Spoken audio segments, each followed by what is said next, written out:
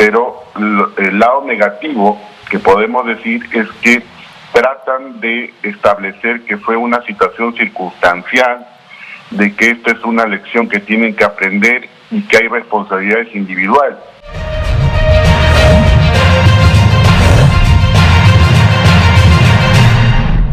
Estamos absolutamente impresionados por el hallazgo de el portal La Encerrona y del trabajo del periodista Ernesto Cabral, que han podido acceder a un documento que era considerado por los militares como clasificado, como reservado, tiene más de 500 páginas y que fue negado a la Fiscalía cuando se le solicitó, y que habla de la acción de los militares en Ayacucho. Es un documento cuya responsabilidad recae en el teniente coronel Carlos Núñez González. En este documento, entre otras cosas, dice el teniente coronel que no estaban preparados para enfrentar esta situación, que tuvieron problemas en los sistemas de comunicación, sobre todo porque había una cárcel cercana que inhibía los celulares, que cada militar decidió de forma individual el uso de la fuerza, impresionante, y que necesitaban un manual de uso para manejo de armas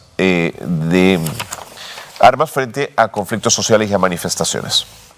El doctor Juan José Quispe, abogado del IDL y representante de las familias de las víctimas de lo que ocurrió en Ayacucho, nos atiende a esta hora de la mañana. Doctor Quispe, ¿cómo le va? Buenos días. ¿Consternado como nosotros con esta información?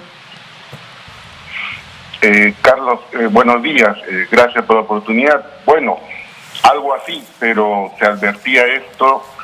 Esto es un documento que no han querido entregar los miembros de las fuerzas del Comando Conjunto de las Fuerzas Armadas, que se tuvo que hacer también a través de un pedido a un juez de investigación preparatoria, y que finalmente se ha podido evidenciar, en donde, como usted ve, tiene su lado positivo y su lado negativo, porque su lado positivo es ver cómo el ejército no estaba preparado para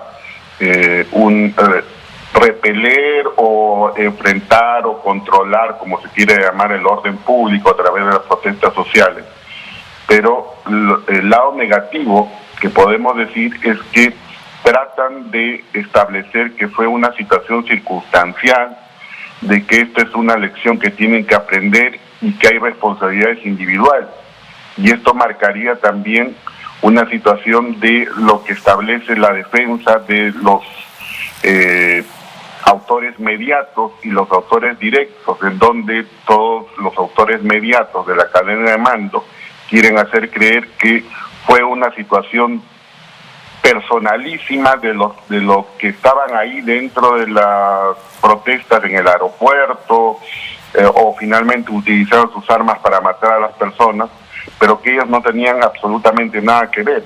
Así que hay que tomar estos documentos con bastante, como dice el Poder Judicial, con pinzas, para poder determinar si por un lado fue una acción negligente, que no sería delito, y ese es lo raro del asunto, y lo otro es que estas personas, a pesar de ello, actuaron bajo la orden y bajo la estricta vigilancia del Comando Conjunto de las Fuerzas Armadas y del propio Ministerio de Defensa, señor Cornejo.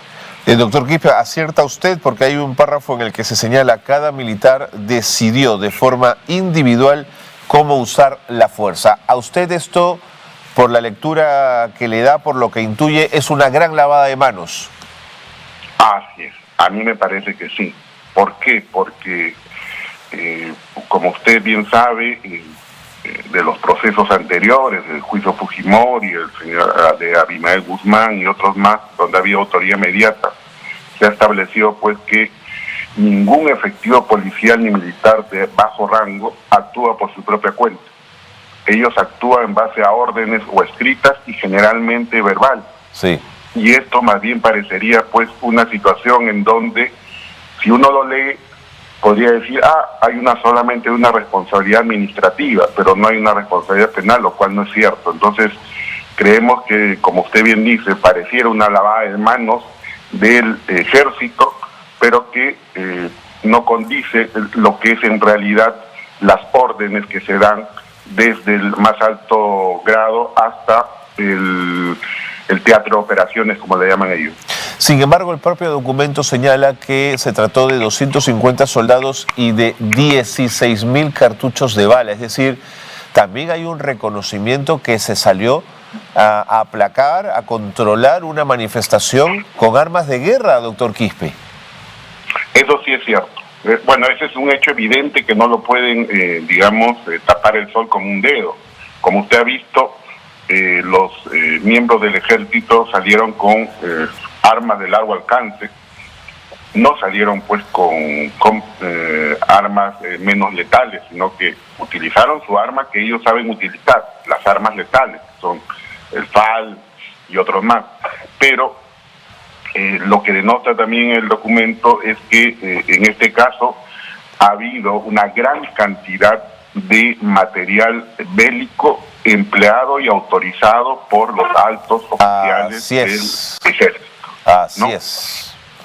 Eso es muy claro. Y lo otro que sorprende, que lo dice también el informe suscrito por el teniente coronel Carlos Núñez González, es que necesitaba algún manual de uso para el manejo de armas en conflictos sociales, pero no es la primera vez que las Fuerzas Armadas salen en apoyo de la policía para el control de los conflictos sociales. ¿Es que hasta ahora no existe un manual para casos como ese? A ver, le digo, y ahí es un engañamuchachos también. ¿Por qué? Porque el ejército, a diferencia de los estados de emergencia en la década o en el tiempo del conflicto armado interno, donde el ejército tomaba el control de la ciudad y la policía era la encargada de coadyuvar con el ejército, ahora es diferente. Los estados de emergencia, quien tienen el control de la ciudad son los miembros de la Policía Nacional, claro, y el ejército coadyuva, que es diferente. Entonces, si el ejército ha ido solo a un control de disturbios, definitivamente que ha vulnerado las normas que establecen que ellos coadyuvan con la policía. Ellos debieron ponerse al mando, a disposición del jefe policial y no actuar por cuenta propia. Y el actuar por cuenta propia, como le dije, significa una orden de arriba. De acuerdo. Y lo otro, doctor Quispe, que hay que discutir también, quizás más adelante, es que los militares no pueden llamarle a todos sus informes reservados o confidenciales para no ser entregados después a la justicia cuando esto se lo solicita. Digamos, qué fácil, a todo le llamo confidencial y nunca colaboro con las investigaciones. Eso es totalmente cierto, ¿no? ¿Por qué? Porque acuérdese usted que desde hace tiempo la primera petición que hizo la Fiscalía de la Nación a través del fiscal Marco Guamán fue en marzo, cuando envió a 2 fiscales supremos, ¿no?, para que vayan al comando conjunto. El comando conjunto le dijo: no te voy a dar estos planes operativos ni demás. ¿Por qué? Porque son de carácter reservado. Entonces, si nosotros estamos viendo desde esa fecha, don Carlos Cornejo, marzo, abril, mayo, junio, julio, ya estamos en agosto, y los hechos ocurrieron entre diciembre y enero, o sea, recién después de 7 meses y por disposición del juez, sale un documento que dice aparentemente secreto, pero habría que establecer si ese documento lo elaboraron en su momento o lo elaboraron ahora último. Claro. Ahora último convenientemente. Así es, ¿no? Donde pueden aceptar lo que es evidente, pero si usted lee como es acucioso, se dice pues que hay una suerte de negligencia o hay una cuestión de que los propios militares en el lugar de conflicto son los que decidieron, y eso es una gran farsa, es una gran mentira. Correcto. Doctor Quispe, le agradezco muchísimo sus apreciaciones. Gracias por haber estado con nosotros. A usted, señor Cornejo, gracias. Buen día. Muy bien, ahí estaba el doctor Juan José Quispe, abogado del IDL, que mostraba su preocupación por algunos de estos puntos, sobre todo que señala que cada militar decidió de forma individual cómo usar la fuerza. Su preocupación tiene que ver con que esto quita responsabilidad al comando. Si cada uno pudo hacer lo que le dio la gana, entonces significó que no cumplieron las órdenes que venían de arriba. Esa es una cuestión. Pero lo cierto es que los 250 soldados en la calle con 16.000 cartuchos de fusil Galil, ¿no es cierto?, los puso la cabeza, los puso la autoridad militar. Son ellos quienes los pusieron en la calle, sin un manual de uso de fuerza. Entonces, claro, cuidado que el documento tiene algunas de ingas y otras de mandingas, es decir, algunas que intentan mostrar negligencia, pero en otros tocan evidente responsabilidad.